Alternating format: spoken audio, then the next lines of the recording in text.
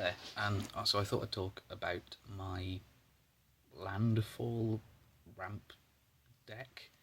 I'm not sure what to call it. Anyway, so I got back into Magic just after Origins released.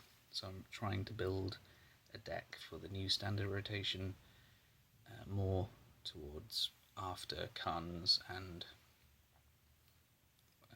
Dragons rotates out, so I can use it for a lot longer than if I just had over this rotation from Theros coming out. So these are the creatures in the deck. So I've got 3 Undergrowth Champion. So he works with the landfall. He's quite cheap. He'll just get bigger. He's a little bit difficult to get rid of. Mana Gorger Hydra, because it's just I think anyway, it's just like a huge threat. Goes down early, and it's just going to get bigger unless somebody takes it out. 3 Surak, the Hunt Caller, sorry.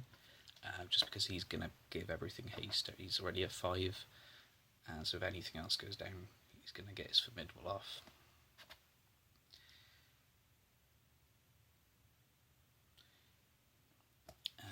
Then I've got so far just 1 Omnath, Locus of Rage, and a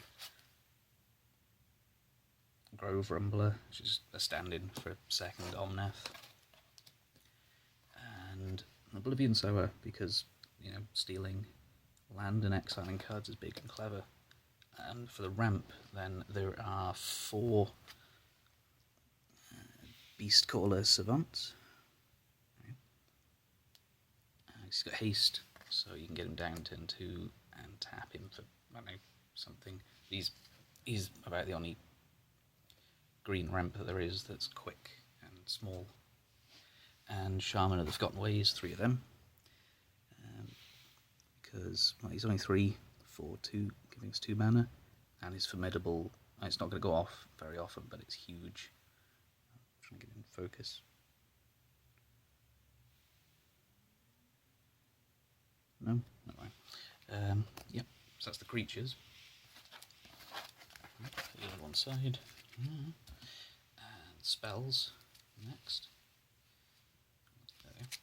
Okay, so we have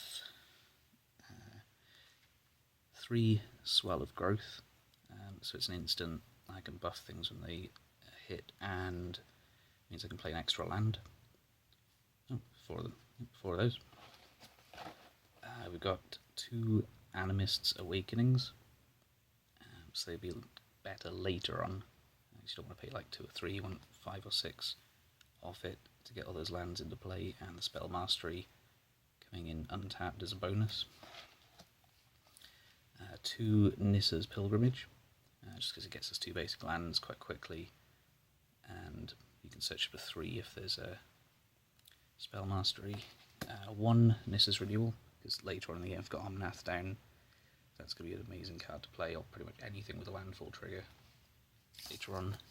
2 Swords of the Animist, so I can equip those to smaller things like the Mana Whores later on, or early on rather, to get more landfall triggers off. Got Sunbringer's Touch. It's just I want 3 of them in there.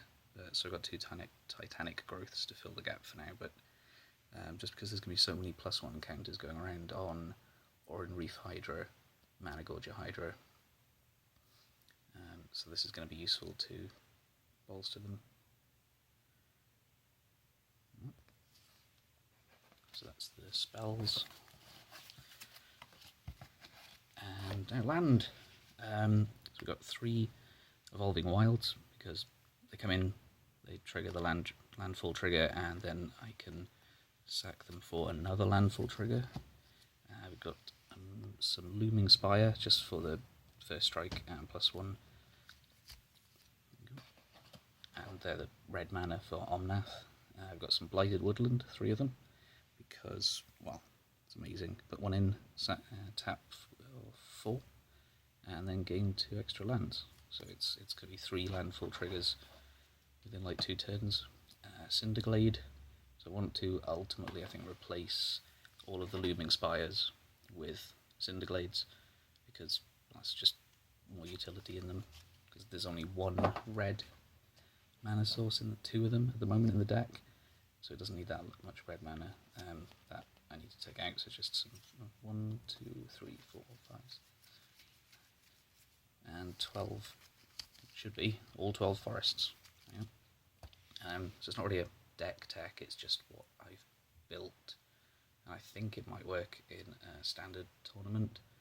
I'm not sure of the spells, and not really sure about Auron Reef Hydra, because he comes in quite late game, 4, 5, 6 mana.